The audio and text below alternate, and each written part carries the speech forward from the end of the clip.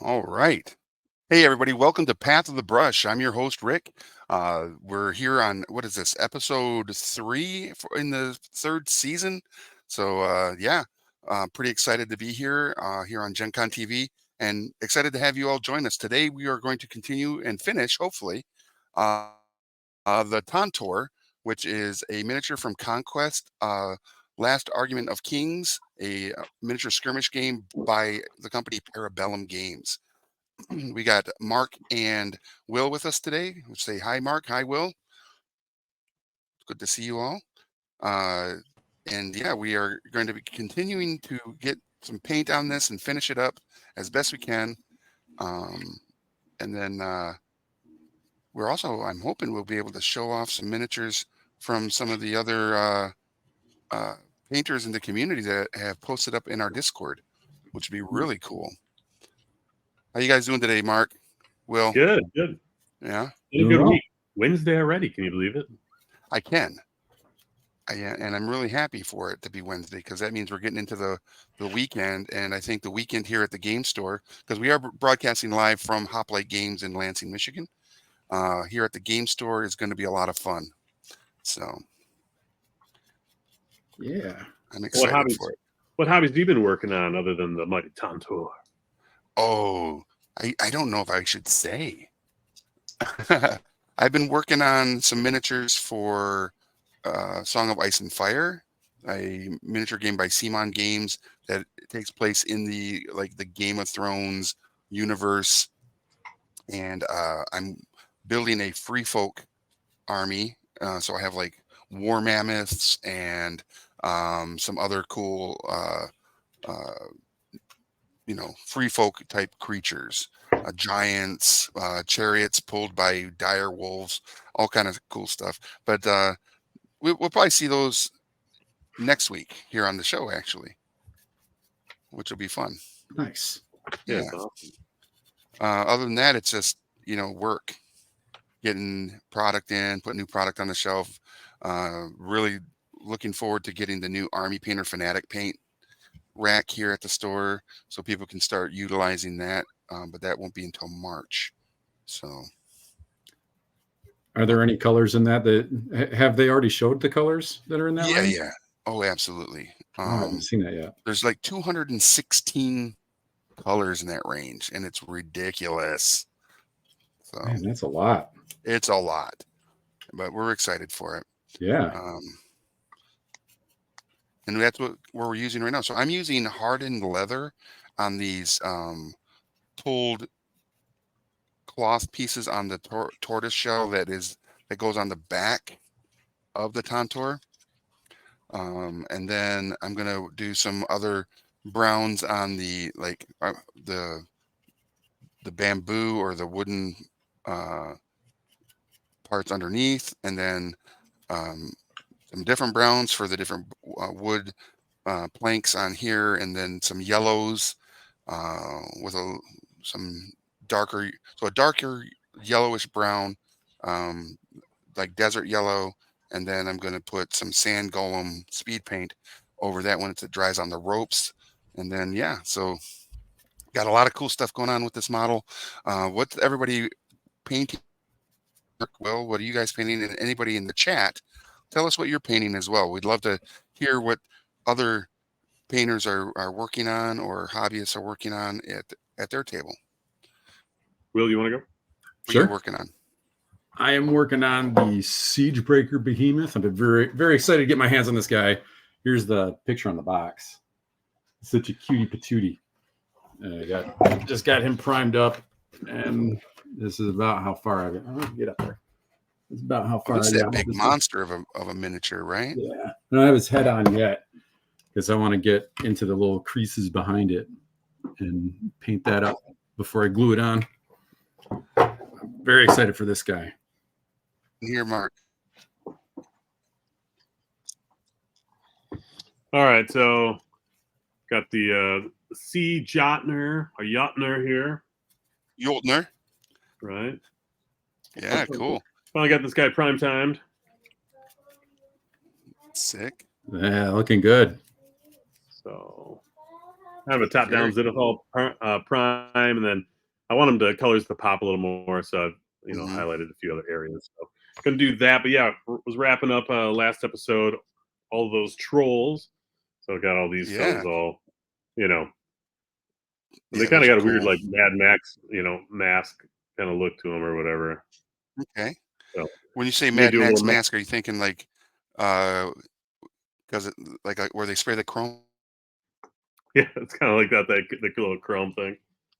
But I'm gonna try to do a little airbrushing here. Nice. Speaking of math, so I'm gonna Oh, kick off nice. my mic at some point here, and try to get a few elements going. Should be neat. All right. Very cool. He's going to get so much done in so little time here very, very soon. Well, what I'm looking forward to is my Tantor and my Thunder Riders. Hey, Aquitas says that they're going to be lazy tonight and play video games, but I am inspired to get some half-done models finished. Yes. Do it. Paint your minis. Unfinished models. Nothing better than gray plastic than half painted gray plastic, right? Yes. It's the best. But like I said, I'm pretty excited. So this season, one of the things that we're trying to do is we're going to paint to play, right? So I'm painting this Tantor because I'm playing the Wadroon, which is a faction within the Conquest game, where it's the orcs, but the orcs ride dinosaurs or have dinosaurs as hunting companions, like the hunter's pack, right? Which are little velociraptors that the Wadroon send out to just wreak havoc, which they do wreak havoc. And then the Thunder Riders are like Triceratops, but the orcs riding them have, are again just super cool warrior looking orcs. And it's just a cool concept to have orcs riding dinosaurs. But what I'm excited to see is my big Tantor and the Thunder Riders versus like Mark's giants or Jotuns and trolls.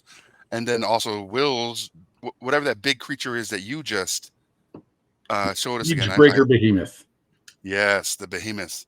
I feel like that against the Tantor on a table is going to look cool. Yeah. Well, it'll be an awesome spectacle. I love the big monsters. When you get a real big monster mash going, it looks really fun. The monster mash. Yeah. It was a graveyard smash. I do have the rules, the little snippet of the rules for your guys too. Are you going with the actual Tantor or the drum beast? I'm going with the Tantor. The Tantor. All right. Mm-hmm.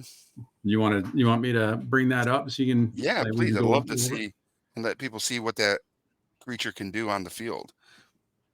Yeah. So I'm there's like a trample. It's a lot to digest if you have no idea what the game's about. So at the top line, what move? Yep. 6. Is that vicious? It's volley. If it could shoot. Okay. Volley 2. What's the C for? That's for clash. That's your melee, your punching. Oh, okay. Armor 16. I like that. That's actually your attacks. That's how many dice it rolls when it hits. Okay. That's cool. What's the W? Wounds. That's how many hit points it has. Wow. This thing can take some damage. The thing is a tank. Okay. The R is its resolve, so that's its morale. Okay. And the D is your defense, and your E is evasion, which it's not very good at dodging things. Oh, I have no doubt. Very cool. Has all those other lovely rules down there, like the brutal impact. So it's got it has impact 6. So when you charge somebody, you get 6 free attacks just because it's big and it's smashed into you. And then the brutal impact means that's how much of those attacks go through armor. They go through 2 armor just because of the size of the thing. I like that. And then the line breaker is it doesn't care if its opponents have shields. They don't. Right. Shields don't matter. And if they get into like a phalanx formation and get their defenses up, no, that's a Tantor. It doesn't get those. Okay. Relentless. Tantor is here. Yeah. And relentless blows, that's whenever you, so this game counts low dice or better. So if you roll a 1, that's the best result. So if you ever roll a 1 to hit somebody, that counts as 2 hits, and you're Ooh. rolling 16 dice. So Mhm. you're going to get some ones in there. Fearless is it ignores things that are scary. And then trample. Oh, trample. That's the big one. Yeah. If it's standing next to somebody at the end of its turn, it Mhm. gets to hit 10 times for free because it just Oh, walked all Jesus. over them. Nice. I can't Yeah. wait to just, you know, curb stomp all the city states miniatures that people might bring to the table. They will not like getting trampled. Right. Mm-hmm. No, a lot They of should like not have. Go go ahead. ahead. I was gonna say they should not have come to the field of battle against the mighty Tontor. Oh no. Well, a lot of people put like the value in the models for Conquest. It's how many Mhm. hits you get out of how many points you spent. And Okay. the hits you get is on average because you're rolling dice, except you always get an extra 10 with this guy. So it's Jesus. and then you can get 6 more just for walking into them, 16 for attacking, 16 rolls to attack, and then 10 on top of that. So the output this thing can do is wild. Ridiculous. That's wild. So if anybody is also that's watching is also playing this game, what army are you playing, and would you be comfortable going up against the Wadroon and the Tontor? Or what would you put up against the Tontor? Right? The general consensus is if you get punished that harshly for standing in front of it, Mm-hmm. you stay away and shoot it. Oh, And if you don't have shooting, you just try to stay away. okay. Well, that seems sad. You don't get trampled. Yes. Do not get the tramples. We already got some beard action. We got his little hair going here. Oh, nice. Yeah. Looking like some seaweed. Let's take a look. So Oh, sick. yeah, I'm gonna Yeah, and that's do all that. airbrushed. Yeah, just quickly did the airbrush piece, and then I'm gonna Mm-hmm. do blue for the body, and then do some highlights, and then clean some stuff up afterward, I guess. So we'll see Nice. how. So why did you go with green for the beard? Is that was what the box art looks like, or is this Yeah, your terrible own? box art. I thought about flipping it around and doing green for his body, and then blue for the Mm-hmm. beard. But I don't know. I'm a sucker Well, I for know box that the giants. There's two types of giants in Nordic mythology, right? You got the fire giants, which is where Surtur comes in, and then you've got uh, the ice giants, which is they would have blue skin like the ones that were pictured art. in the Thor movies, right? So blue skin seems right. Yeah. Yeah, and in the story for Conquest, Ragnarok happened and it succeeded. So the Jotnar are kind of they get to spread their wings a little bit. So you got the sea and the frost, Mhm. and then there's mountain too. They're all over. Wow. Okay.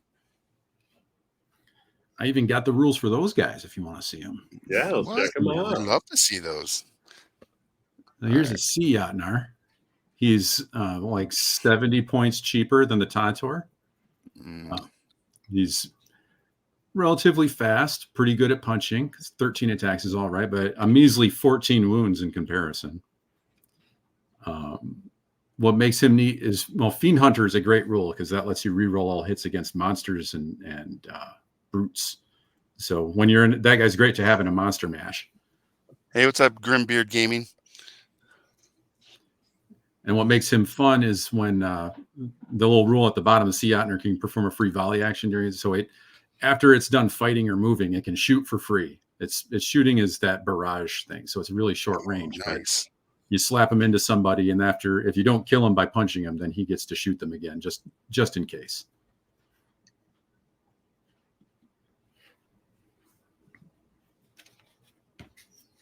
That's not the scariest one though. The frost Jotnar are terrifying. I should probably Oh, pop I this have no out. doubt.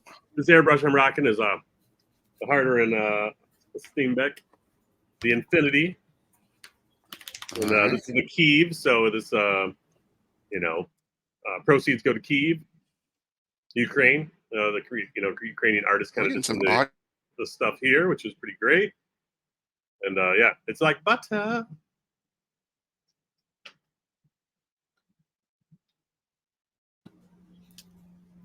Looks like Rick kind of lagged out there, but we can still see him painting at least. Oh, hooray for that. No. Yeah, we just froze. I heard you I want momentarily. to quickly put my Breaking Bad on here.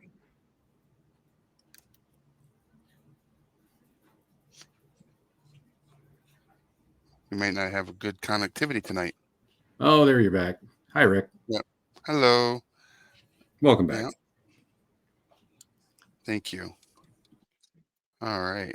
So again, yeah, it had me bumped off the chat, or I'm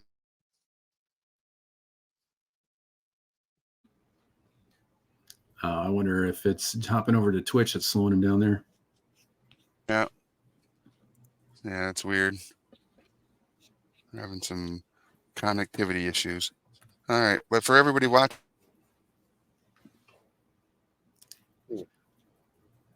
Well, while on we're on the are we back? I don't know what's going on here. you're kind of back. Yeah. While we're waiting for you to pop on, but we could. I know we've been going through some 80 movie cuisine. Delicious 80s movies. I don't know if anybody else has been following this for the past 3 episodes. Has anybody else been watching any tasty movies that they want to talk through or bring up as a topic? Me in particular, or are you talking to the chat? To the chat, but yeah, I mean, might as well keep the story going. What have you been up to, Will, on the Movie Town? Well, we just finished the new Spider-Man Across the Spider-Verse last night, and that was a fun one. But then we just Spider-Man 2020 or 2099. Yeah, he was in there. Yeah. Okay. Yeah. I remember getting that comic back then. I don't remember him being that angry, but the 90s were a weird time for comics. Everybody was angry, you know. Yeah, everybody was always angry. We blame Liefeld for that. Yeah, all the new metal. Yeah. His particular art style had a lovely nickname because he always all of his comics had blood in the title. It's true. Young. Hey, I actually don't think we're on Gen Con TV right now because it's all frozen over there.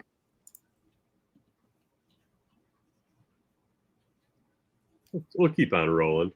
Yeah, give it a second. I got an ad going. Yeah, it seems to be popping. You're good. All right, sorry about that technical difficulty. But yeah, we're talking about a little Image Comics, Rob Liefeld, yeah? All right. Oh, man. All right.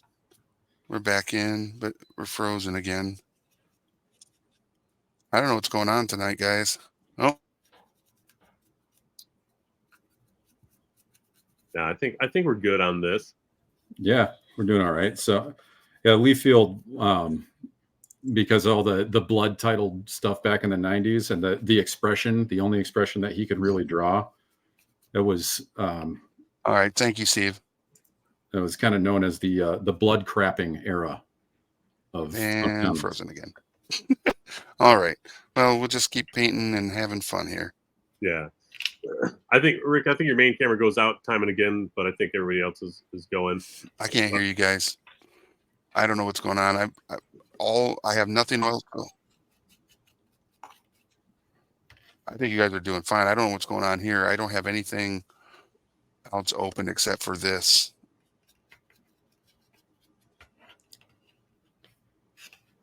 Yeah, that sounds like a bandwidth thing over there, or well, maybe he needs to reboot his router. Yeah, we can. If you want to reboot, we can keep chatting through some movie stuff and. Yeah. If you guys want to do that, I'll reboot and see if that fixes it. We'll stay here and keep hope alive. Thanks, guys. I'll be right back. No problem. Speaking of that Image era stuff, Max, I saw. Popped up. I know we talked about it a little bit, but I know it was MTV that had that show for a minute. It was like live action. It was a live action, but it was an animated version of it. I guess they did that with Spawn as well. It was kind of. That was a different animal, though. Like the stuff they did for Max, like I was really impressed that they held on to Sam Keith's style, because that guy was he was like a different breed, man. A totally different caliber of artist. Yeah. No, that was gritty and fun. Yeah. I loved the Max. I loved anything that Sam Keith put his talents to. He was just incredible. Yeah. Seeing his Wolverine is always kind of weird. Just he puts so much hair on him. So much hair. It's like a little goblin.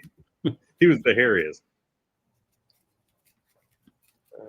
Legend by Ridley Scott. I think Rick is actually watching that a little bit. Grimbeard Gaming saw the Marvels a few days ago. Was better than expected. I've not seen that yet. Yeah, I've been wanting to watch the Marvels. It's going to take like when we get a chance. Yeah, it's one of those. It's a bit of a back burner one for me, but it shouldn't. I think Yeah, I was less excited about the Eternals, and I would rather see the Marvels at least. Yeah, Eternals was kind of a weird one. Anybody else see that at home there? It was good. I mean, it is true to what they were, but it's just it's weird that they greenlit that one with so much in the bag. Oh, he's talking about. I didn't realize that was a Ridley Scott film, The Legend from '85, the one with Tom Cruise in it, and Tim Curry as the Darkness. Yeah. Strangely long. Oh, man. I love that film. That's a great film. Yeah, the bad is it? He's got like the big demon, the big devil guy at the end there. Yeah, Tim Curry played Darkness. He had the huge horns. Yeah, massive. I remember seeing a making of that a long, long time ago. But those things, like that must have been such a pain to wear. They're like how much even if they made them very lightweight, they were so big. Yeah, it was terrifying as a kid. You know what I mean? Yeah, I was worried. I was 5 when that came out, and it was terrifying. I wonder, yeah, like it's like the full-on Hellboy when he grows out his horns type deal. Oh yeah. Another great comic. I love and Mignola in general, he does wonderful stuff. There was a Mignola graphic novel that he did for Marvel, which was Doctor Doom and Doctor Strange going to hell to get the soul of Doctor Doom's mom back. Oh, interesting. And I've lost that somewhere to time. And it's one of my favorite things that Mignola had done, even after reading all the BPRD and the Hellboy stuff. That was a really good story. Yeah, what a duo there. That's kind of wild. The Doctors. Oh man, I love it. So, what kind of technique are you using over there? I'm just trying to base coat this big guy, which would go a lot faster if I was using an airbrush.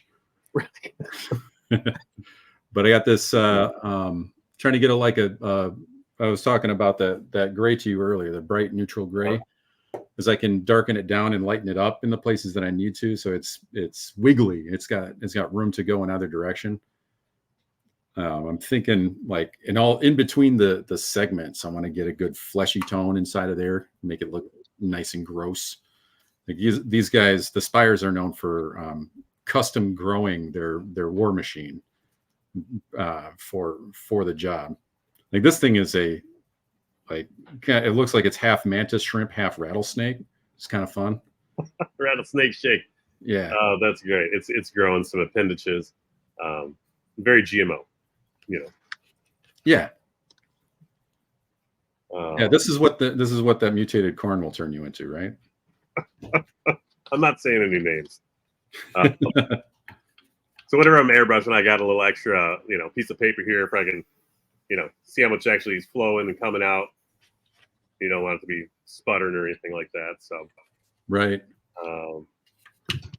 Let's try to get after a little bit here. So you guys can see a little bit.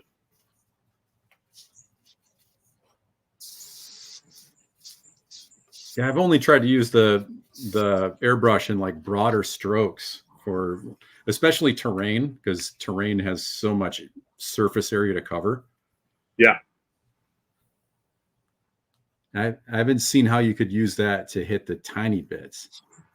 So you can do it if you have the right needle in there and you just like a very light burst. You know, you got to be like very light-handed on the buttons. A guy this big is much easier. You know, I was trying to do some Sigmar guys last night, and you know, it's a little more on their guard you can do, but you still got to get in there with a brush for some of the other pieces. I think He's back. Well, we got Rick back-ish, maybe, or is he frozen again? Oh, looks like he's frozen again. Maybe he's moving a little. He's back. He's back. Welcome back. Am I back? Welcome back to the Will and Mark Hour. Because I feel like it's like just dropping me, and I don't know what's going on. Yeah, without you, it's just like the Ath of the Ush. It doesn't feel right. I know we're having way too much fun without you. Well. But hopefully you can chime in again. We want to keep it rolling for the viewers. I don't know. Oh, Grimbeard said that he felt that the Eternals was strangely long. It felt too long. I agree with that. They could have ended that story a little bit earlier. Yeah. And Steve Kennard is asking if anybody saw Zack Snyder's Rebel Moon on a Netflix, and do we have any thoughts? I haven't watched that yet, but we just cracked open Nimona. I think it's called Nimona. And I am disappointed that we haven't started that earlier. The animation on it is so fluid and alive. It's like the artist in me just loves watching it. It's a really fun show. Give us a quick premise of what it is without giving any spoilers away. We barely got into it. Okay. We were like just got to the first half hour, and then we were sad that it was bedtime.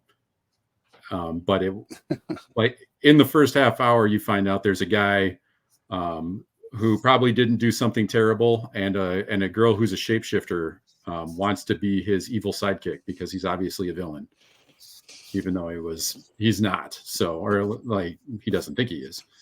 And the girl who's a shapeshifter, it's plainly obvious from the very beginning she doesn't need to be a sidekick because she's way more powerful than the dude she's sidekicking for. Interesting. All right, so I'm making some quick work of the blue here on his base of his body. Nice. That looks good. Oh man, yeah, nothing to it.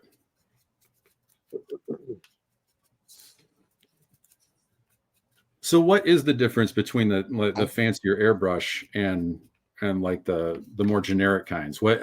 How does it be smooth like butter? I think it's just everything's like, this is a fine German engineered piece of equipment.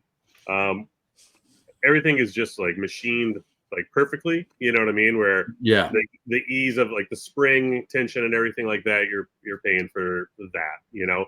So like pushing down the button and like pulling it back doesn't feel like a mechanical, like it's less steampunk feeling, if you will. You know what I mean? Okay. So yeah, that action is very smooth. The way that like this guy comes apart on a lot of the least or less expensive airbrushes, the needle pulls out through the back, so you're actually pulling the paint through the whole mechanism, which can dirty things up. This actually pulls through the front, and then obviously it's got some pretty accoutrements on there. Like the like little blue gunmetal kind of blue area. It's got a little bit of jeweled things, but really it's like inside the mechanism is what's machined like perfectly. Man. Gotcha. Yeah. But I did buy, one on Amazon, and I still have used it for priming. I don't know if you guys are hearing me at all. We can hear you right now. So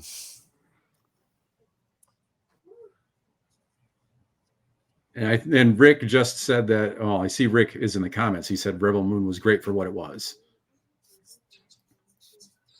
And Grimbeard has some good stuff about that. Needle size and pressure control usually. It's more precise with the movements for air and paint flow. Mm-hmm. So you can the stop and start isn't just stop and start. You have a range. Yeah, you definitely have I don't have a white card to kind of show you here, but as you can just barely I'm getting a little too much here. But you can get is like, I'm on this one here, very fine tip if you need to, or you can like full bore, open it up. So you really have control of the flow throughout, which is nice. So you can get super detailed in there, Okay.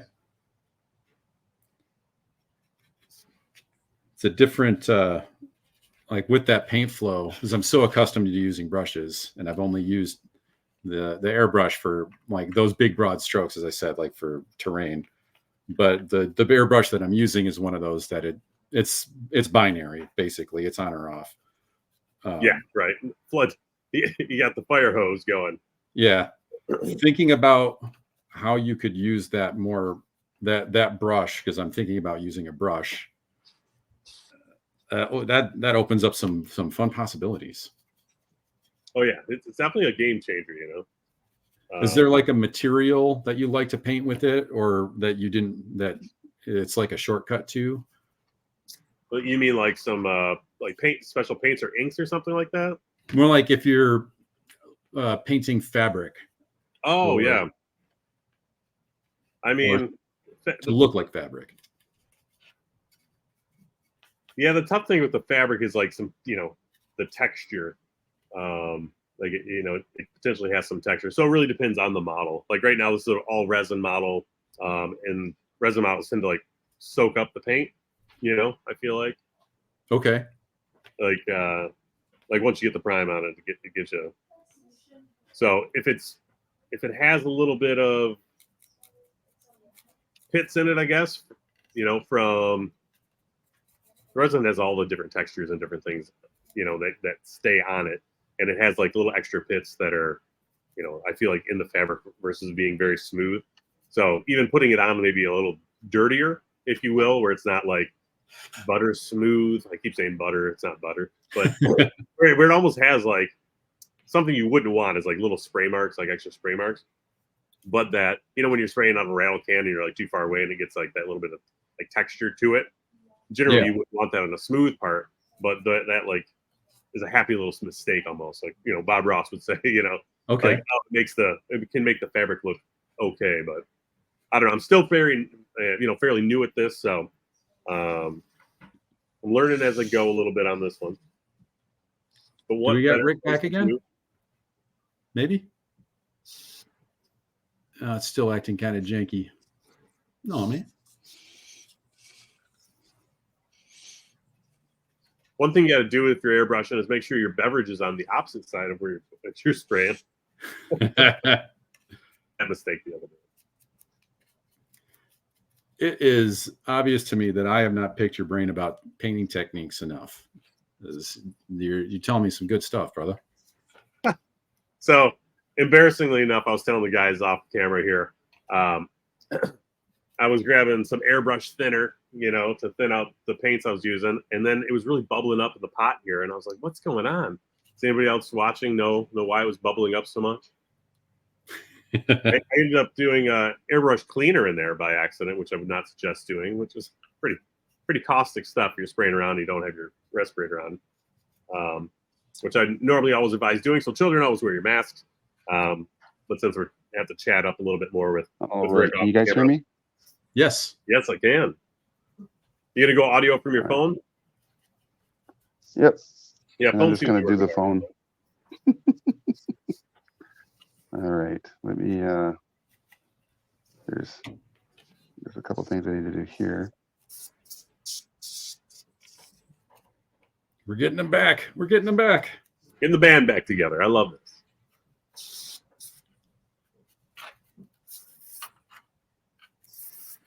So did you ever get the sea Yachtner on the table, or was it just the ice Yachtner? Yeah. Well, technically, no. I use them as a proxy for something else. I have not played with them yet, so I'm excited. This is these Conquest episodes have really kicked me in the butt to get my army going again. Nice. And I was talking to Jeff at the at Hoplite too, and we're planning on doing a slow grow league. Okay. Soon, like after we're done with Adepticon, is everybody's everybody's got one thing on their mind right now. Yep. Yeah, 100%. Yeah, we're doing. You guys that don't know, Will, myself, and Jacob and Jeff are going to be doing a Teams event at DepthCon. So if you're out and about, come and say hello to us.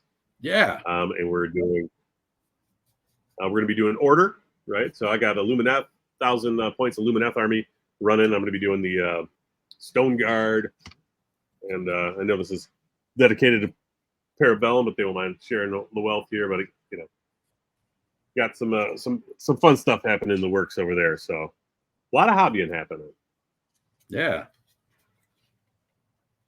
I'm excited. We had so much fun at Adepticon last year. It was my first time going, and I had a blast. Yeah, it was my first time going. I actually went just to kind of like hang out, and I took some video that I need to actually put up.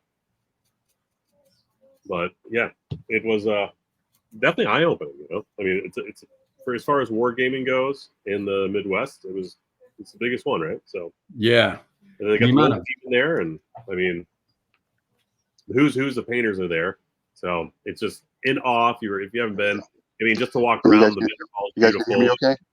Yes, sir. We can, you can check out all the gaming that's going on, and it's a giant conference center out in Schaumburg there, and so there's like. Every floor has got different gamings, and I think from Bolt Action to the Conquest to your Games Workshops. So yeah, old James Workshop. Very cool. But yeah, that Golden Demon. I mean, you go up and it's usually on the second floor of the concourse there, and you walk around and there's just a line, and you're just in awe of all the amazing stuff. I think that was the first time they had it. I think that was the first time they had Golden Demon like that at Adepticon. I could be wrong. All right. And we're back. And we're back. And this is going to be where we're at today, because I don't know what's up with my laptop and its connectivity, but I feel like the phone's doing just fine. Yeah, that's all good. I can hear you loud and clear. Okay. There was no dead air, so Yeah.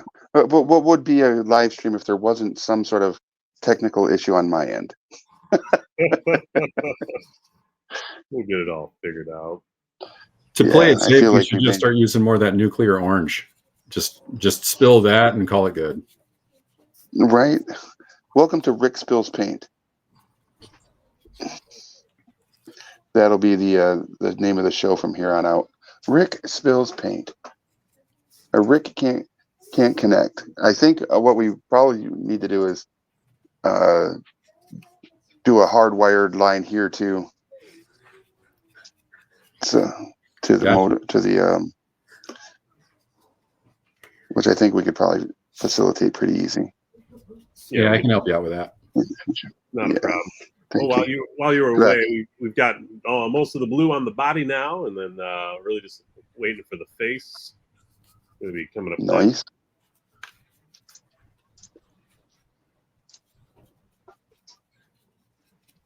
The chat's been pretty active too. Yeah.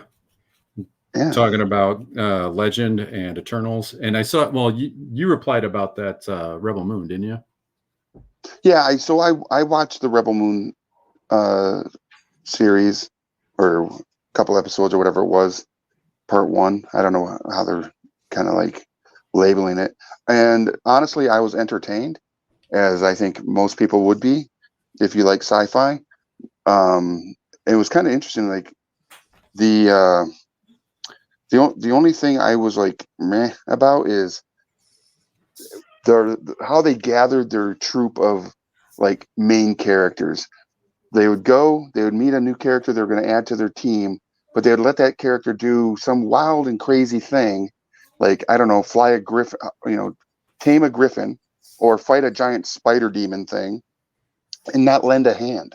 They just would sit back and watch it happen and go, "Oh, they survived. Okay, they're good enough for our team." That I thought was just a little awkward. That's kind of odd. It's kind of a weak like storytelling thing. They call it, when you're dealing with villains, like kicking the dog, right? Yeah. So they're inverse kicking the dog with every new character they're adding. Yeah, it was very strange because I feel like there was a lot missing, right, in the character development based on the way that they did those intros. Because the lady who was fighting like the spider demon creature thing, I wanted a lot more background on like what is this other than yep, there she is, there's a fight, cool, you're on the team. You know, Character it development's was huge. weird. You know, Grimbeard Gaming says that there's a Snyder cut of Rebel Moon, which hopefully might fill some of those gaps in. That would be great. oh wow. Yeah, very cool. Oh, I Where might do be you checking that out reside tonight. from? Where do you hail from? What's that? I was asking. Grim. Oh, asking Grimbeard. Grimbeard Gaming. Yeah, where you hailing? Yeah, yeah. Where you at, Grimbeard Gaming? What do you call home?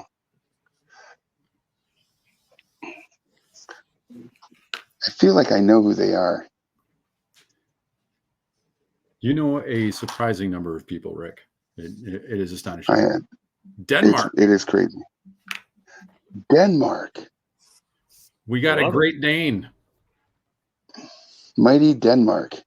Nice. That's awesome. Have you? I've only been to Denmark once. Oh, you're a Vanguard too. Nice. Very cool. How's the Conquest scene there?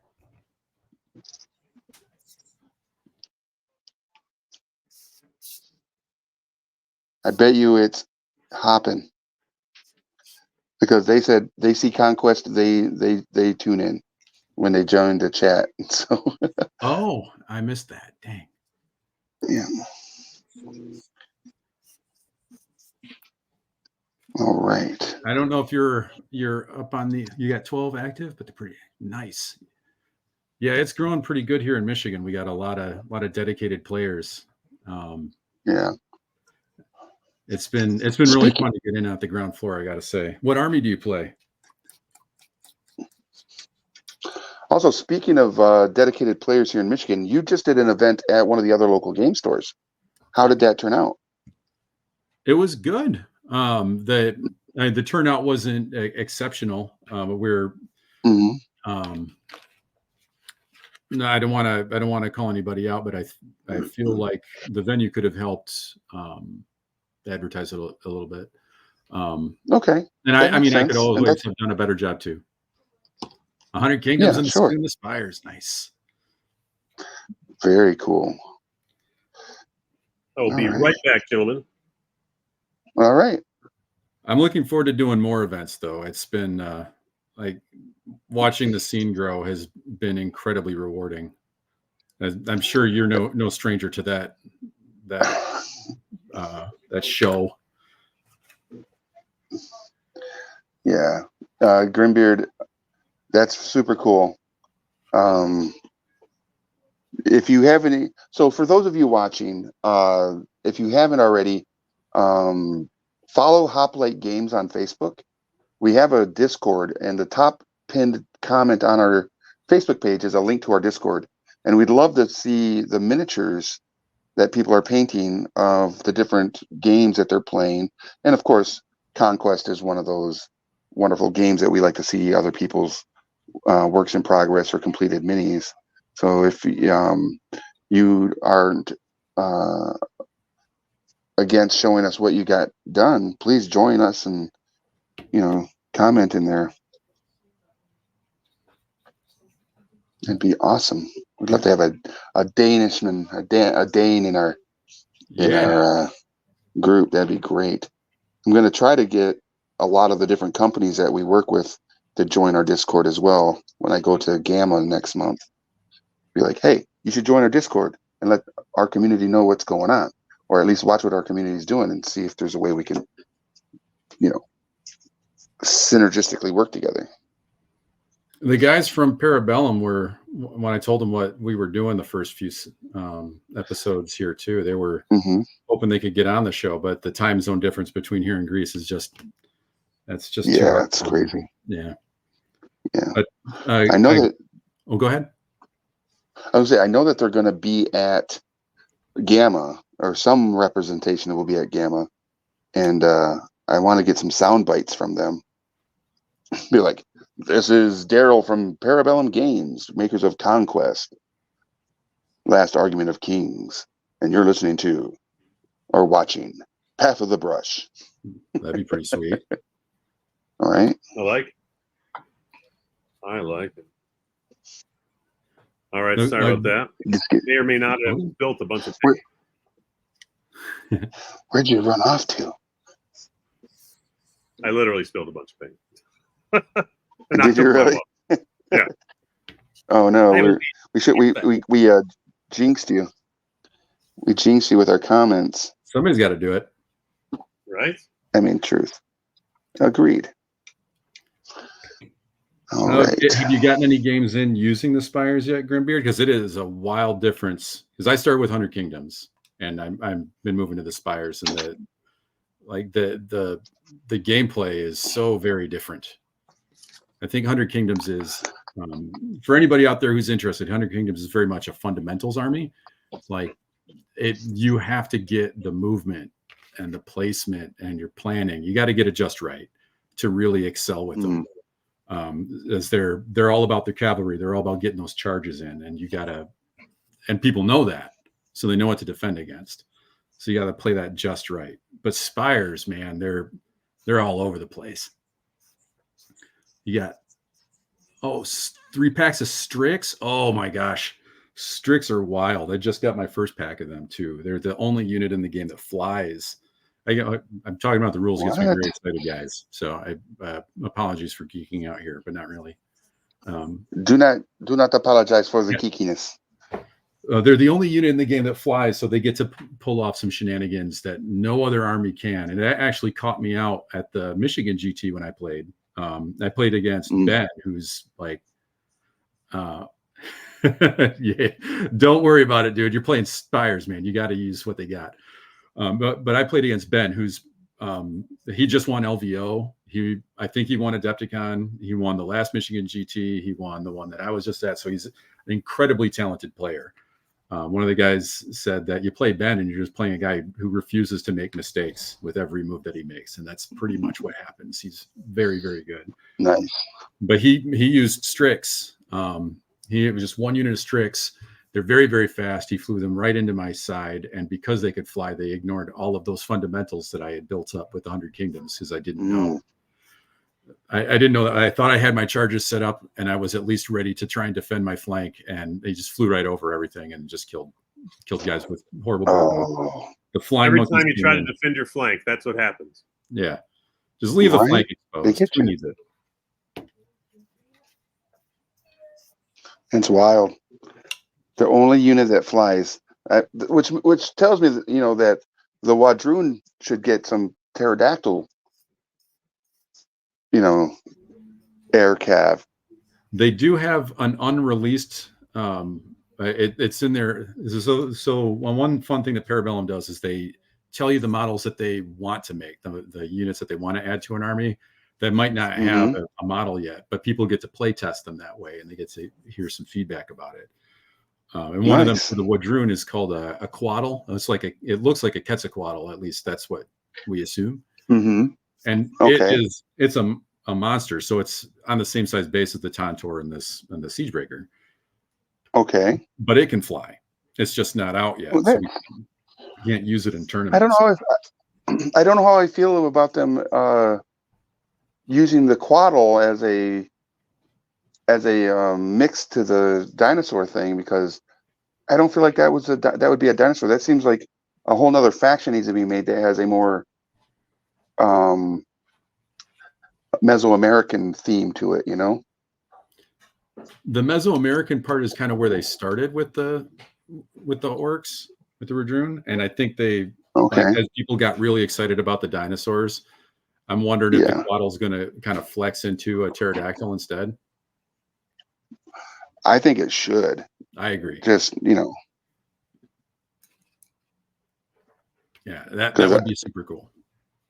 yeah, some pterodactyls coming flying in. You're just gonna be like, what the heck?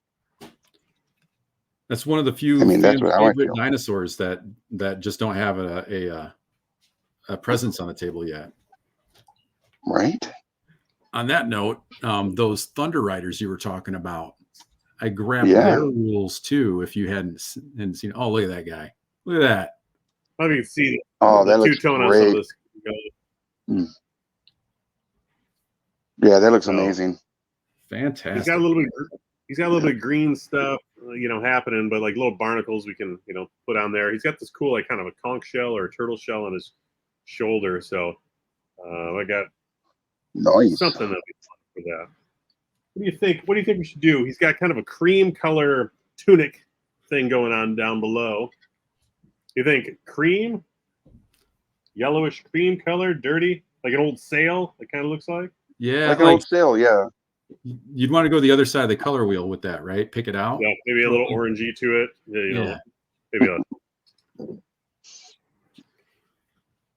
maybe some sort of a like an old sail. It would have an old sail would have a lot of yellowing in it. Oh yeah. Because of the salt of the sea yellows linens, which would be kind of cool.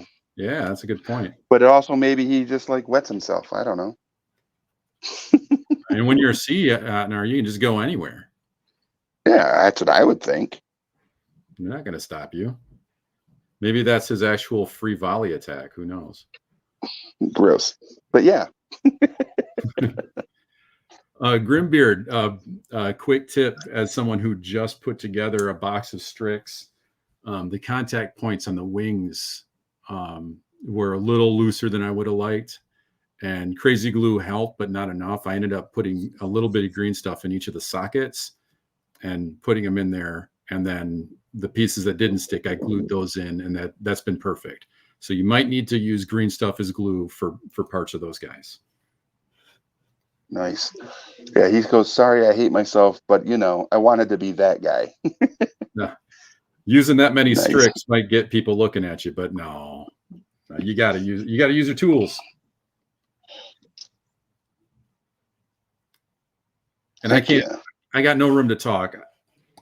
I have I have 48 force-grown drones, which are the absolute cheapest unit you can get in all of Conquest. But there's just they're not meant to fight; they're just meant to die. That's like their purpose. They go on the table to be a speed bump, cannon fodder.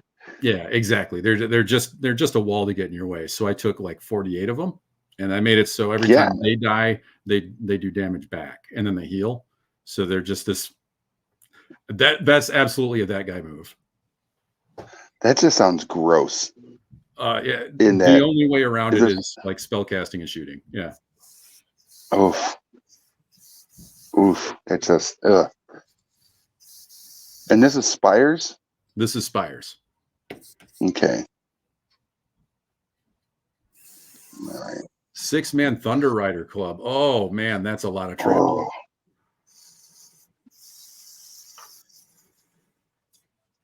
6-man Thunder Rider.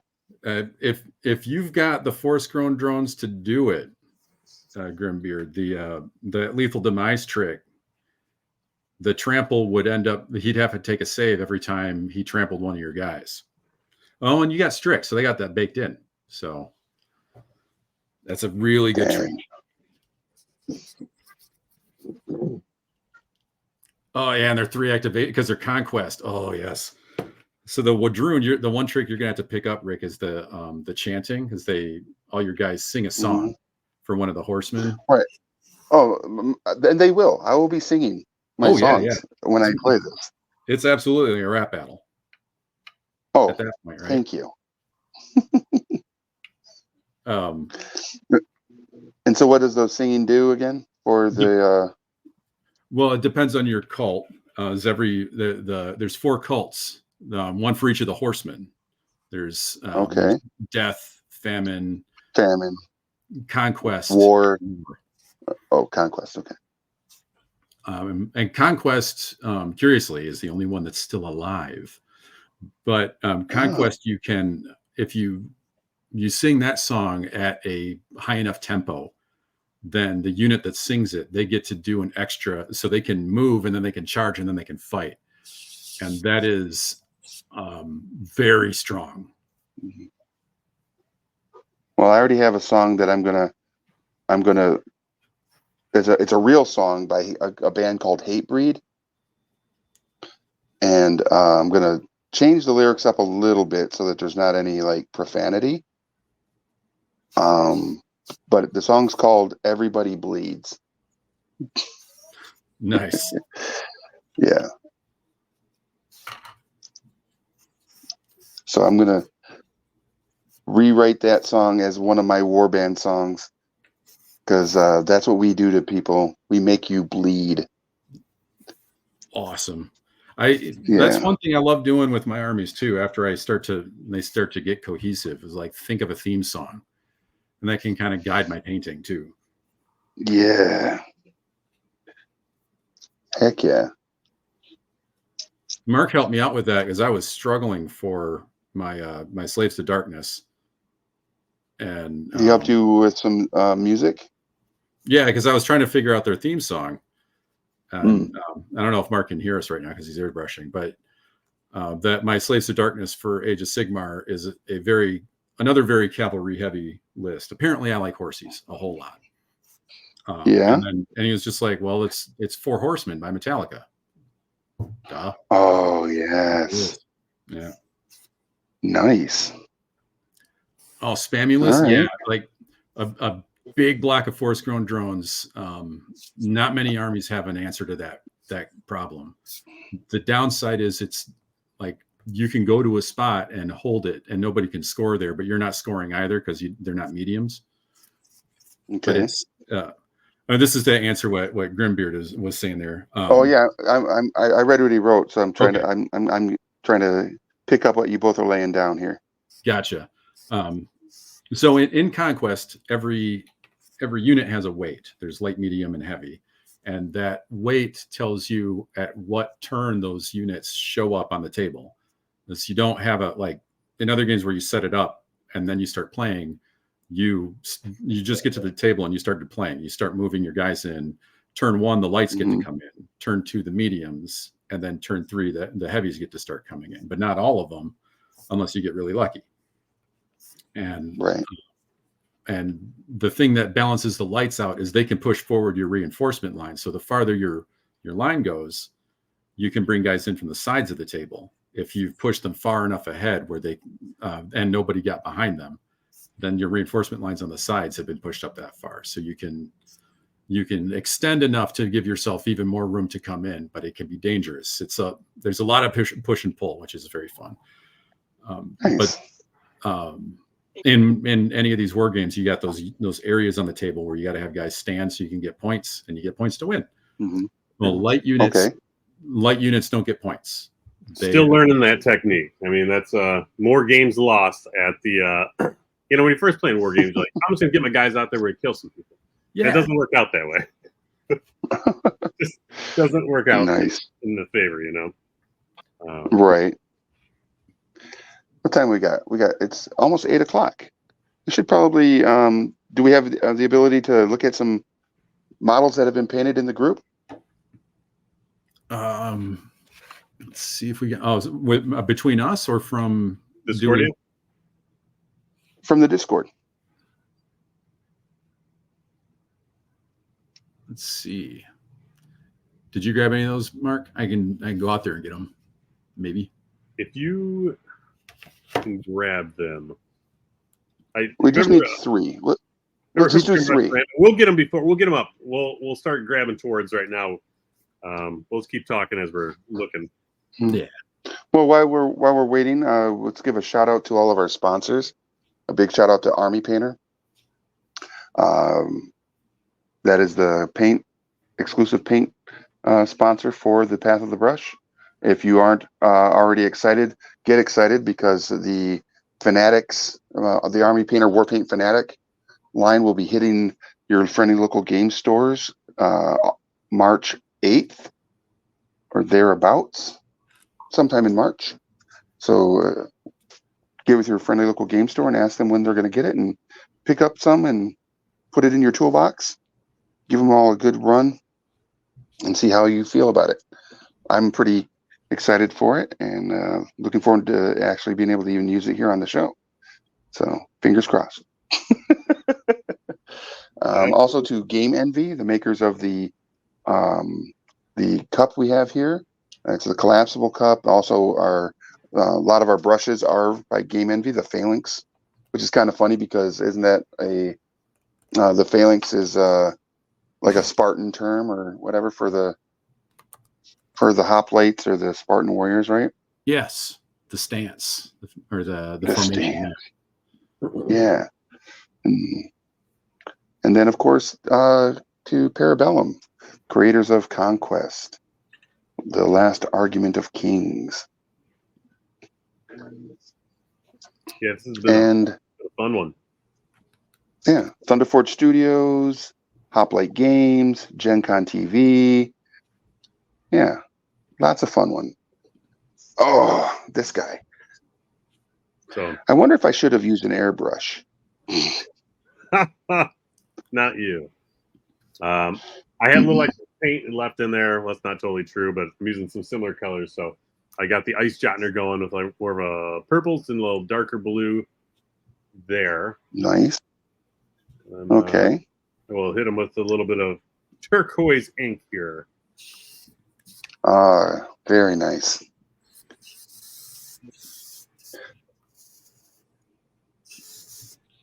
All right, I got some of those AP pictures is up. Danish.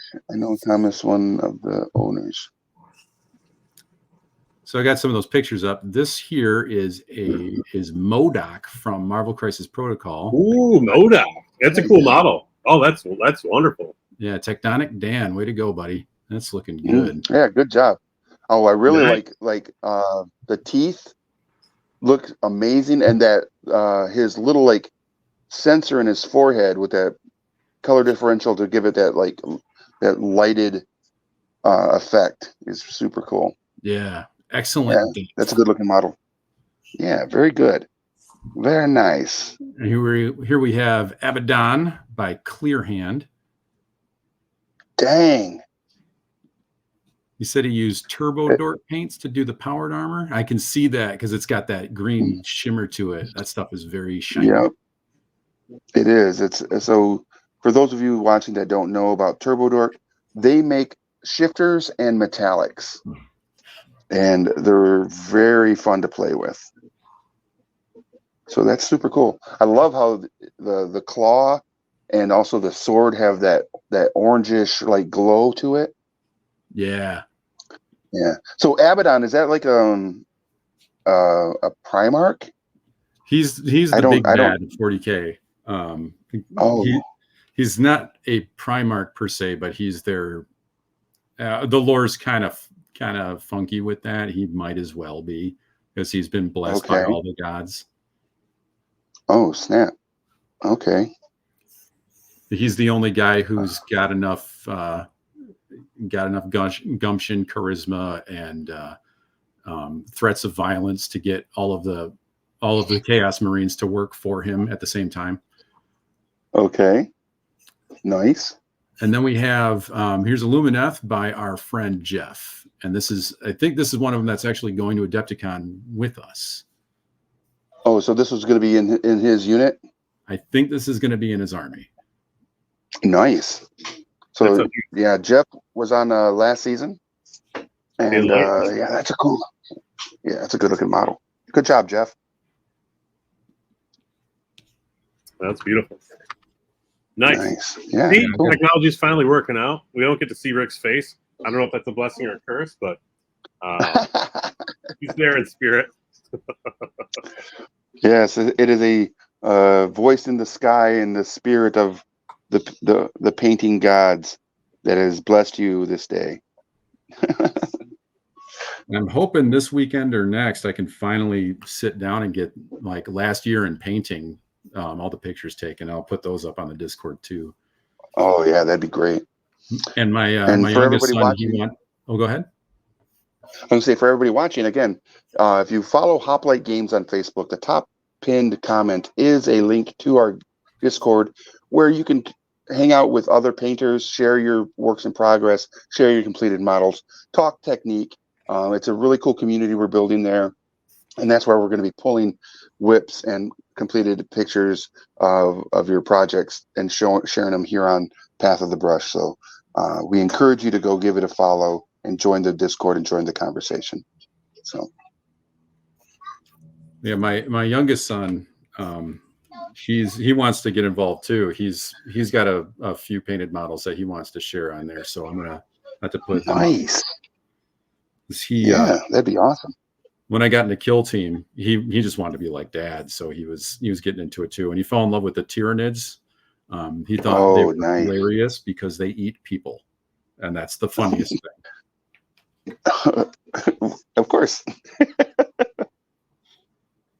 That's awesome. I feel like my youngest son, when he was younger, would have enjoyed that aspect as well. Maybe it's just that age for boys. Yeah. He did actually have a question he wanted me to ask everybody today on the Oh, nice. thought would be a good one. After hearing the what's your favorite dinosaur question, he wanted to get something kind of in the same vein. He wanted to know what everybody's favorite slushy flavor was. Oh, slushy from like 7-Eleven or Sure. okay. Dang. Mine I'm a big fan of cherry or lemon. Lemon is my favorite like scent and flavor. So I'd probably go lemon and then cherry. Okay. Blue raspberry would be a classic Veda pup from like high school, middle school. You know what I'm talking about? Where they had remember the little Veda pup machine they had? You get like a little shot of. It was basically a slushy at school. Didn't have any of that in my school, but I've heard of them. Yeah. What kind of school did you go to? Blue raspberry would be the go-to. All right. The game changer. Have you had when you go to like a mom and pop like ice cream place, and then in Michigan it's a little too cold. Most of them are closed right now, but there's one in East Lansing area, Tasty Twist. Okay. What you can do, like they do it as a cooler, they call it. Some of them they add vanilla ice cream to a slush. What? And they blend it. It's amazing. It's like, go great. Like an Orange Julius, right? Isn't that what an Orange Julius was? Or that was just orange juice with vanilla ice cream. That's right. Yeah, orange juice. Yeah, that's what that was. But yeah, I mean, that sounds like if you were to do a vanilla ice cream with an orange flavored slushy, that'd be like one of those push-ups, right? Yes. The orange that you get at the ice cream truck. The orange push pops. Yeah. Oof, yeah. Delicious. Or a orange sickle, where they would have the orange flavor with the ice cream in the center. Or creamsicle, yeah. Yeah. Num num num num num. That sounds amazing. Shouldn't be talking about this. I'm hungry now. I wasn't hungry before, but now you guys got me. No. That's a lot of fun. Always looking forward to Wednesday, hanging out with people here on the chat, and then you guys, of course. Yeah. We took a break around the holiday time, and it was good. Good to get back. Mm-hmm. Yeah, I'm glad that we're back. Yes. And it's super fun. Plus, it gives us a reason to paint. Yeah. Finish the model. Not just because you spent all of your hard-earned money on toys and plastic, but during the holidays. Get to the table. That's the fun part.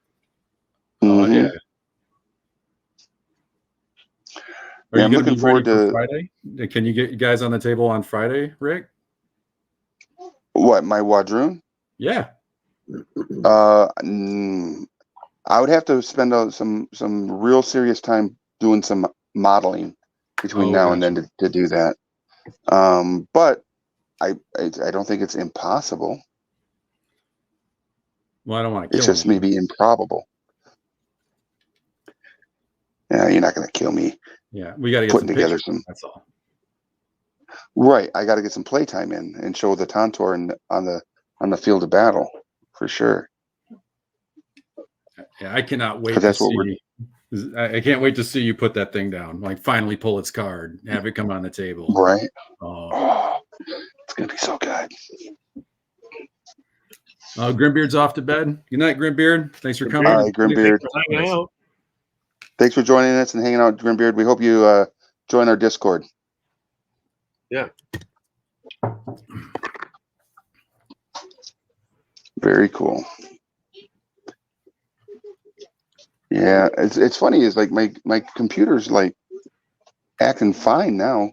No hiccups, nothing. Yeah, I don't know what was the error there. Last 2 weeks, we've had, and this is me like being an IT guy for a few minutes, but the last few weeks we've had what are called out of band updates, or Okay. what we IT professionals like to call the update that broke the update to fix the update, and they did. Nice. We had 4 of those in a 2-week span. Oof. So your laptop is probably trying to catch up with the update that broke it, to fix it, to break it, to fix it, to freak it. That could be it. Yeah. Or I just need to get a new laptop. This one is probably life cycled at this point. I got it before the pandemic, so it's about 3 years old. Right. Yeah, 4 years is usually when you might start looking at that, or upgrades, Okay. but you can't do much with a laptop. Yeah, I'll just get a replacement and call it. I don't know. Maybe call it Steve. Call it Steve.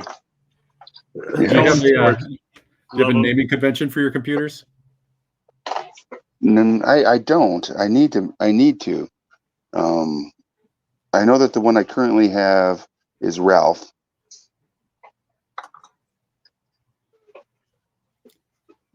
But I don't want to name him Bob, because that's like the most commonly used name. Just another Bob. For like, it's just another Bob. Yeah. It's like he'd have a red shirt on if he was on a spaceship. Right. Yeah. We don't need that noise. Right. The first computer I ever built, I named that one Spanky, and then the next one was Son of Spanky, and then the mother of Spanky, Spankysaurus, Spankosaurus Prime, yeah, and so on and so forth. They all have Spanky in their name in some way, shape, or form. Perfect.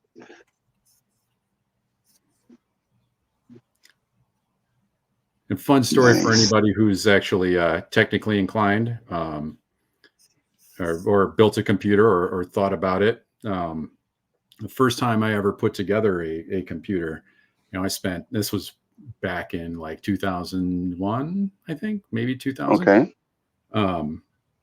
And I don't know if you've ever put a machine together yourself, Rick, but I spent months researching all the equipment, getting prices and so on. And this was when you ordered them from a store, right? Amazon wasn't a thing.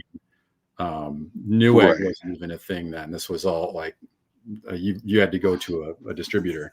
Like, yeah, Best Buy, or what is it? Radio Shack, even maybe still. I don't know. At that point, you could have gone to Radio Shack for some of them. Yeah, it was like CompuWare was one. Yes. Digilink was like a local place or whatever. But yeah, that was great. That was a wild time. It was about the same time I did as well. Did you put a neon light in there, like a little racing light? That was before the lights were huge. I did get a small fluorescent tube to put into it because I got an aluminum case with a window on it, and I thought I was really great.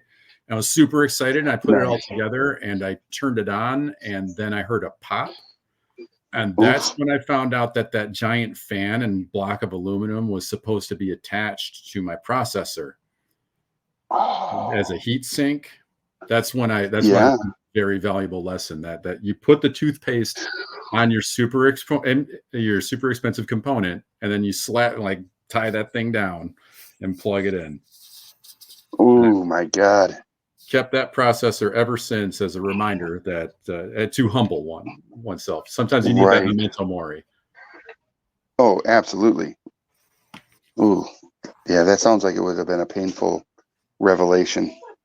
It was funny. It was, I mean, it cost money, but at the time it was kind of funny. Like, oh, I messed that Okay. up. Oh, it was your first time building a computer, right? Yep.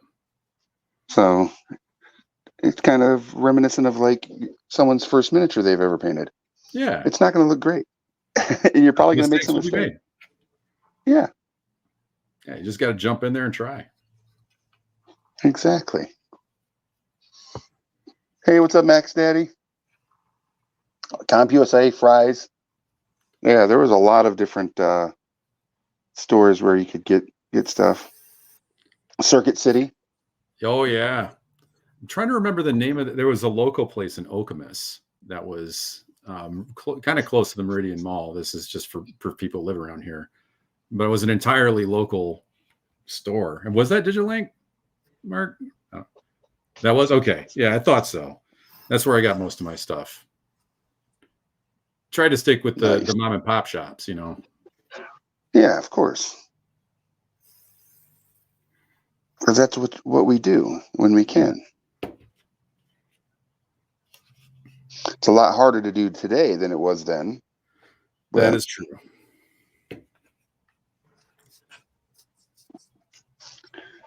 nice. That makes it so much nicer when you see a mom and pop shop actually succeeding, like a little Oh game store yeah, or something, you know. Something like that. absolutely. Like Hoplite Games. Yeah, something like that.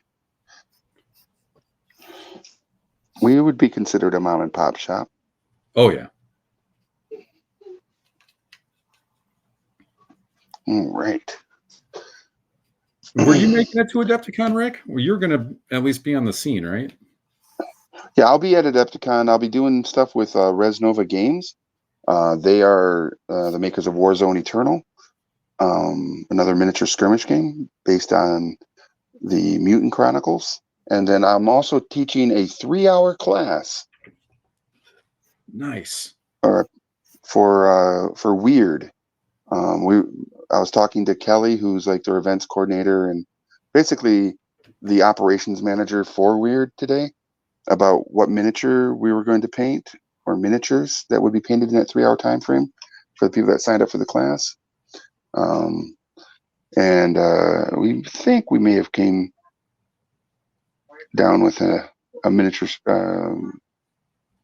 thought. It's going to be something that can be probably played both in for their game Malifaux or their game um, the other side, which is more of a unit. So you have individual skirmish with Malifaux. So you have your 5 individual miniatures or 6 individual miniatures, right? And then you have the other side, which is squad based.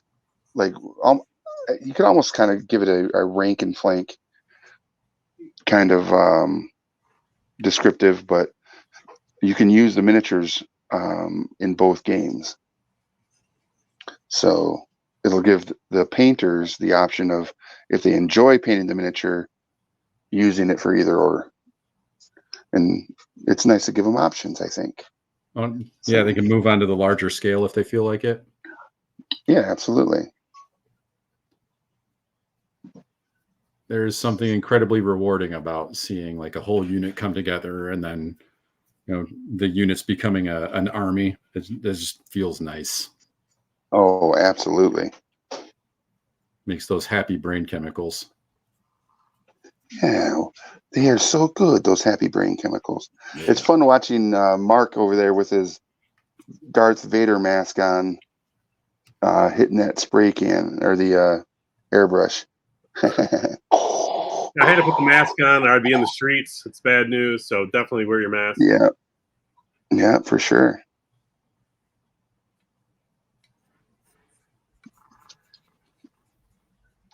It's like the Tantor's here, in the camera. That's a photobombing Tantor right there. He's the worst. He's a attention grabber. Give me all the attention. It's me you want. You should be talking about me, Tantor. So have you ever done photobombing, Rick? Has the opportunity ever presented itself? Yeah. I At conventions, it's real easy to photobomb people. Oh yeah, that's gotta be great.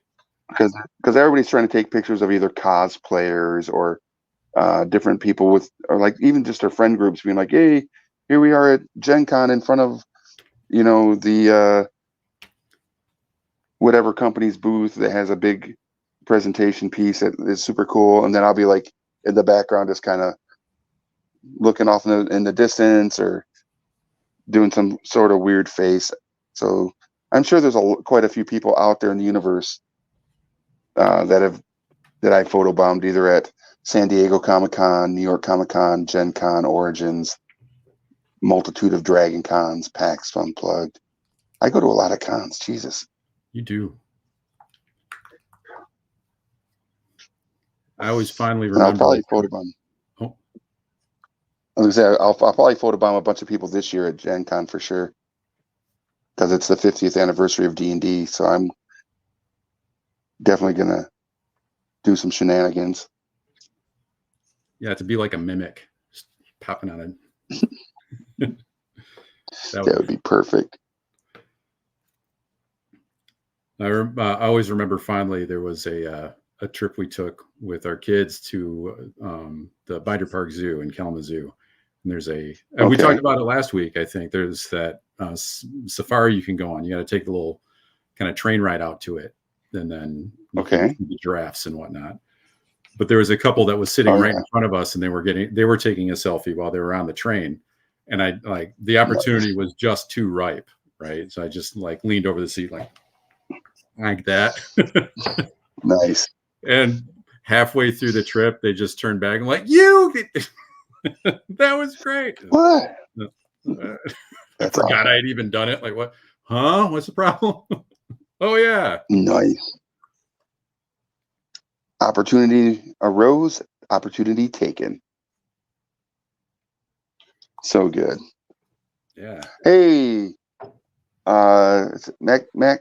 Max Daddy, what are you working on? What are you painting these days? You see, if you're still in the chat, let us know what you're working on. And anybody else that's watching, if you're working on something, let us know what you're working on in the chat. It doesn't have to be Conquest. Could be anything. We want to hear all the cool things everybody's painting. And again, if you're just now tuning in and haven't yet, we do have a Discord where we talk about painting. It's Hoplite Games. If you go to Hoplite Games on Facebook, the top comment pinned is a link to the Discord, and we'd love to have you come join our conversation and community over there. So, yeah. As I'm working on this Tantor from Conquest, the last argument of kings for my Wadroon or Orc army, so I can crush Will's and Mark's armies in gameplay. Have you given him a name yet? Did we ever land on that? It's just Tantor, right? Nah. We do need to name it. I don't want to name it. I'll let someone in the chat drop us a name for the Tantor here. It just can't be Bob. I don't want my Tantor.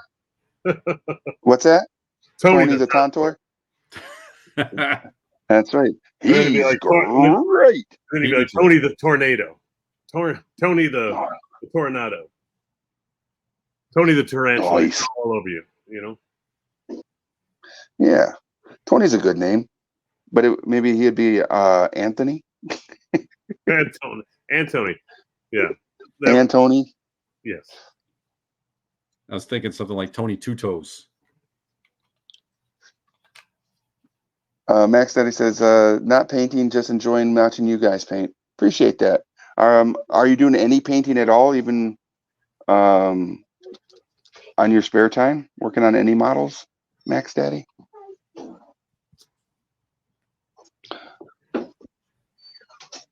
It can't be Dopey. That would be a bad name for the Tantor. Yeah, I don't want Dopey. I want it to be. What's that? What did you say? Can't be Dopey? Cannot be Dopey. Yeah. That doesn't really fit the mood that this creature brings. I mean, if I could, maybe Brahma, Ooh. like a Brahma bull, Isn't is going to that stomp all over you. isn't that also the name of like a hunter god from Hindu religion? Brahma? Probably. That would be perfect.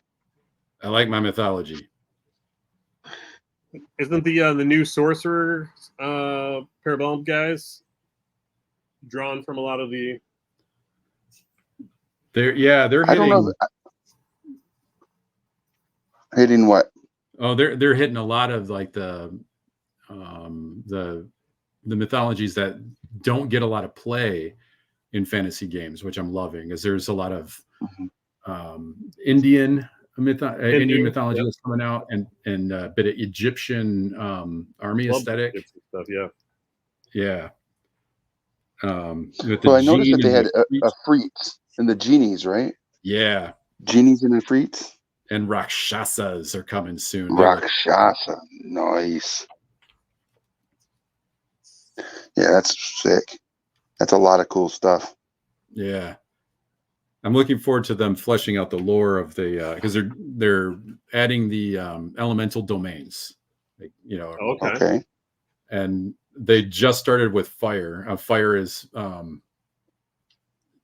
elemental domains are affected by human emotions and affect human emotions. So fire would be like aggression and destruction and whatnot. And the native Nice. spirits there, I think they're called the ghouls. They're just little crappy zombie guys who are on fire. And Okay. all they have ever wanted to do is just dominate something, just be able to kick something's butt, right? But they're the lowest on the totem pole in a domain that's all about beating stuff up. So that's how they were able to convince them to come to Earth, because here you can beat stuff up. And they're not necessarily the lowest on the totem pole anymore. Exactly. So they're Yeah. the rank and file walk out there and be a speed bump kind of guys for the Sorcerer Kings are zombies on fire. Nice. That is super cool.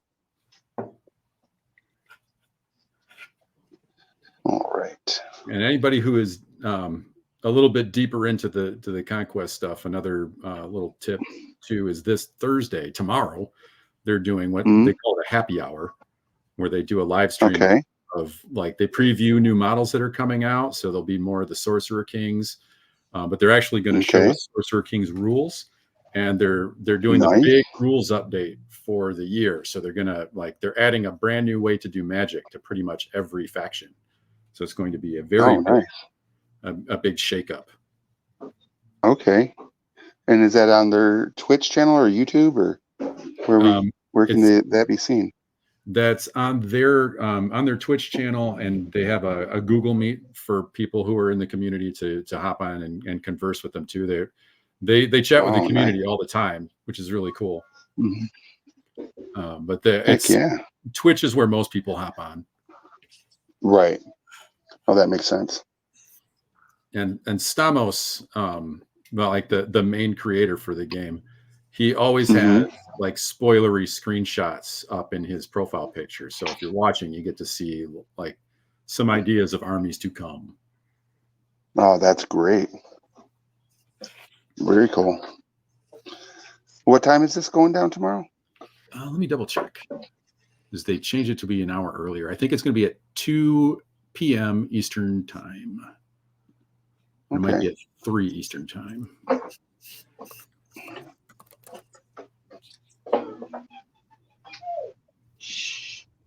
I might put that on here at the store so we can watch or listen to it while we are working.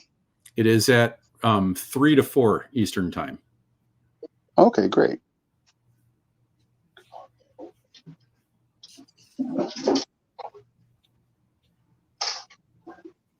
Yeah, they always post it onto YouTube afterwards for recap, but the live show, that's when the live show is. Okay, great. That should be a lot of fun to watch, for sure. Yeah. All right. Hey, It's Mark, kind of exciting that your progress, brother. let's see. All right. You can kind of tell. Oh, no. I gotta get closer to the camera there. You guys see okay here? Oh, yeah. Man, that looks so good. So, Do you only have the Nords, Mark? Are you only working out with the Nords, or do you have any other factions? We have Wadroon as well. So, Apex Predator here. Oh, yeah. Nice. So yeah, got that. The Siege Honor is probably the furthest along, and I really like what happened on the highlighting here. So, did a deeper blue, purpley blue at the bottom there, then some nice kind of turquoise, Mm-hmm. and then hit him with like a little bit of white. Nice. And then yeah, doing a little bit of that yellow and kind of a bone white here for his sail material, and then the sand, and then he's got little bits of Nice. barnacles and bits, little green things here and there. So hit some browns, and we'll try to do maybe a rainbow Nice. thing going on this little Yeah. shell eventually. But then I also did I got the Ice Jontner started with Ooh, Oh, that looks sick. with the blue base, and then Yeah. hitting the kind of the white there. So it's always cool about these guys that they also have like a little, kind of like Predator style little skulls on their belt. Mm-hmm. those are some big Max skulls. Daddy. Max Daddy is asking, have any of you seen the D&D documentary, Eye of the Beholder, The Art of Dungeons and Dragons? Oh, Actually, yeah. funny story is I DM'd a few games for Cave Girl Productions, so that would be Seth Polanski and his wife and Brian Stillman, who all are the ones that made that documentary. And Seth is my IP lawyer whenever I do any intellectual property stuff. So I know the film very well, and I know the people that made it very well, which is kind of cool. Yeah, Speaking there's no of way I what we was said going to miss earlier, that. Will. What's that? Yeah. Kind of speaking of what you said earlier, Will, is like, I know a lot of people. Yeah. And another funny bit of information is Seth and his wife run the film festival at Origins. Okay. So, yeah. Now, there's no way I was going to miss that particular documentary. If it wasn't for Elmore's art, I would have came out a very different person. Agreed. 100%. Uncle Elmore is the best. Uncle Larry. And they're currently working on another documentary film called The Spark of I think it's something to do with the spark, and it has to do with Magic the Gathering and the art of Magic the Gathering. Okay. And of course the history of Magic the Gathering. Ignite. I think it's called Igniting the Spark. That's gonna be great. Yeah. Yeah, I think it's interesting. Path of the Brush, we could really dedicate a whole show to bringing up, and we're painting as well, but really bringing up some art, taking a look at all of it. Mm-hmm. Yeah, I think that would be kind of a cool topic, maybe, like next week because next week we'll start a different models for Song of Ice and Fire, perhaps, and maybe we can pull up some cool Game of Thrones and artwork from that kind of genre, Mm-hmm. and critique it and go, man, how do they have that talent? It's so good. Yeah, it's all oil. I mean, like oil paints and some acrylics, and Mm-hmm.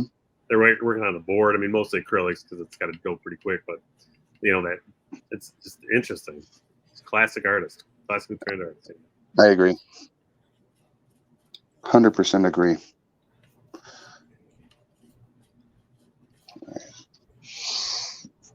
Looks great. Oh, nice. That's awesome. I love Larry Elmore. Yes. Larry Elmore is amazing. Um, he's such a nice guy. He's super funny, and he's super personable. And I will admit, when I first met him, I might have got a bit teary-eyed because for a lot of, my background is I was in foster care in high school, and this is in the 80s, and one of my escapes was I found Dragonlance, and obviously Dungeons and Dragons and all that stuff. But Larry Elmore's art is what kind of like gravitated me towards the Dragonlance novels when I first saw them on the shelf at a friendly local game store back then, or a hobby store in Bay City, Michigan. And my ability, or my opportunity to immerse into those worlds through the words that were written in the books and the art that was provided by Larry, were great escapes from my reality of being at first I was in a youth home, and then I went into the actual, into a foster home. And I would say that being subjected to that and kind of losing myself into those worlds and the artwork really helped me survive those years. And so I got a little emotional when I met him, and then he got a little emotional, and we're both a little emotional. Oh man. Yeah. And what's kind of neat is he and I have actually become kind of, when we see each other at cons and stuff, we talk and chat. And I did a book. I don't know if you two knew this. It's called The Overstreet Guide to Collecting Tabletop Games. And Larry Elmore we did an interview with him for the book, talking about how art can facilitate making something collectible in tabletop. Right. A good example of that would be like the Red Box. I think the Red Box wouldn't have been and isn't as iconic as it is now today if not for the art that was provided for it, right? And that's when everybody thinks about the Red Box. They think about that fighter fighting that red dragon on the cover. And so art absolutely lends to the collectability of tabletop games, not just RPGs, but all tabletop games. And that particular painting stuck in my mind's eye, like the backhand magical sword with the shield almost horizontal, the yes, wide wild stance going right for the mouth. Oh yeah, so good, so good. Well, I was really hoping to get further on this model, but with tonight and be finished with it. But I will be posting up pictures in the near future of this all completed. Tomorrow night here at the store is paint night.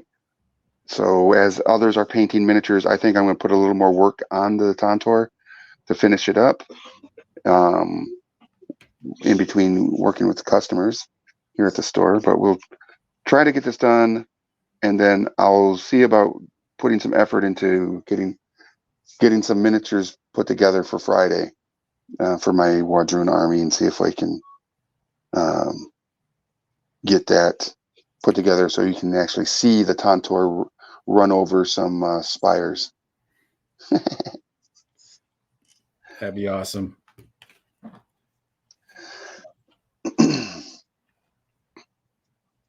Yeah, this is great. And for everybody that's watched today, we really appreciate everybody that, even if you're not in the chat hanging out with us and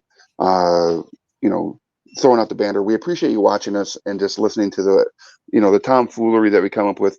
And I'm glad that we had the opportunity to do this and hang out with everybody, because I don't know if everybody knew this, but back in 1994, this probably wouldn't have been the case, because a runaway planet collided between the Earth and the Moon, unleashing cosmic destruction. Man civilization at that time was cast in ruins, and so it's a pretty tough. It was a pretty tough year, but one man was able to break his bonds and fight for justice, and with his companion Zuko the Mock and Princess Ariel, and his courage and his strength and his fabulous sun sword.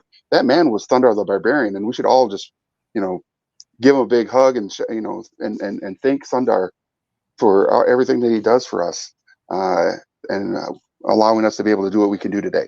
Thank you, Thundar the Barbarian. I was just working on my segue. Thank goodness it's Thundar o'clock.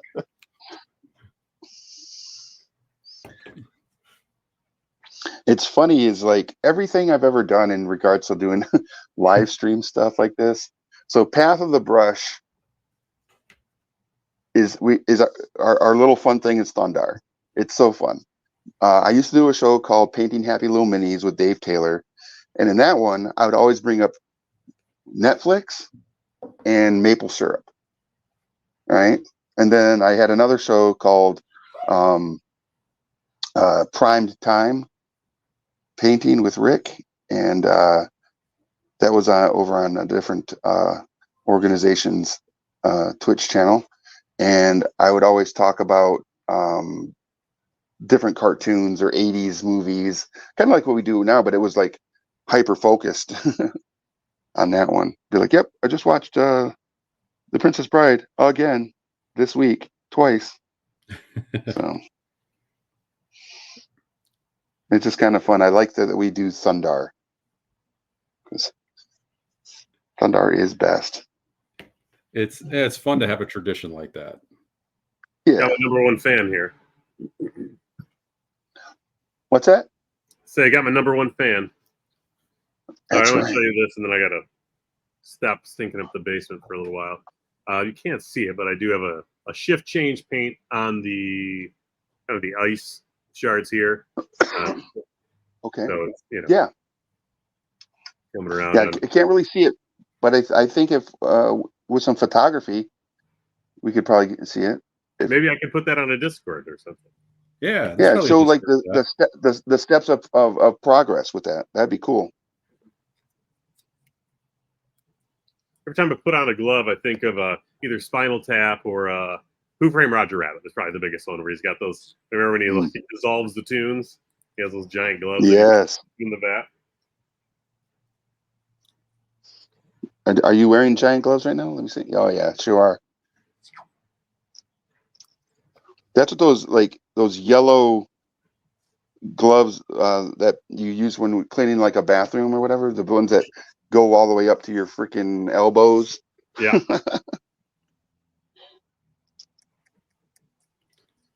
All right. It's like there we go. We had to use back when I was a waiter. I worked at Denny's. I did the midnight shift, and there would be like every couple months we had to close down the midnight shift so we could deep clean the store. Right. And, let me tell you, deep cleaning the place where everybody's butts went after the bar. Gross. Not something you look forward to. I don't like hearing about this I at all. bet. In the chat, what was your worst job ever? Put that in the chat. I think that's like. Oh, that's a great question. Worst job ever. Worst job ever. What was yours, Mark? Oh wait, it's 8:45. Holy cow! Oh, is there? Oh, all right. Hey, that was fun. Yeah. Yeah. We'll continue best and worst jobs. So think about it, and as we come back, yeah, think about it for next time. Yeah. Remember, clean your airbrush. Right. I'll see you. Hey, everybody. Yeah. Hey, just want to give a big shout out real quick again to Game Envy, Army Painter, Thunderfort Studios, Hoplite Games, the Tabletop Gurus, Parabellum, and Gen Con TV. And for everybody that joined us today, thank you so much. Stay tuned for Actoroki here at it'll be 9 o'clock Eastern. So go check that out when they go live here in about 15 minutes.